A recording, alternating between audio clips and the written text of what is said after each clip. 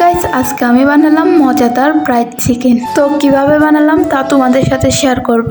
Hello everyone, আসসালামু আলাইকুম। সবাই কেমন আছেন? আশা করি সবাই ভালো আছেন। তো ফ্রাইড চিকেন বানানোর জন্য একটা বড় সাইজের চিকেন নিয়ে নিলাম। সেগুলো সাইজ করে কেটে নিলাম। তারপর তার মধ্যে দিয়ে দিলাম পেঁয়াজ বাটা, রসুন বাটা, তারপর দিলাম লবণ, তারপরে দিলাম হলুদ, মশলা, মরিচ, তারপরে দিলাম একটা ম্যাগি মশলা, তারপরে দিলাম টমেটো সস, তারপরে দিলাম অল্প করে তেল। এবার সব কিছু একসাথে মাখিয়ে নিলাম। তারপর নিয়ে নিলাম পরিমাণ মতো ময়দা, তার মধ্যে দিয়ে দিলাম মশলা, হলুদ, লবণ, মরিচ। তারপর চুলায় একটা কড়িয়ে বসিয়ে দিয়ে তার মধ্যে দিয়ে দিলাম তেল।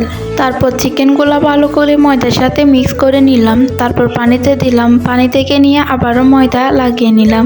তারপর এবার দিয়ে দিলাম তেলের মধ্যে। এভাবে এক এক করে সবগুলা করে নিলাম।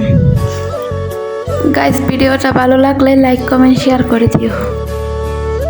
সবগুলা তেলে ভেজে নিলাম। এবার হয়ে গেল আমাদের ফ্রাইড চিকেন। গাইস, এগুলা খেতে তো সেই লেভেলের মজা হয়েছে।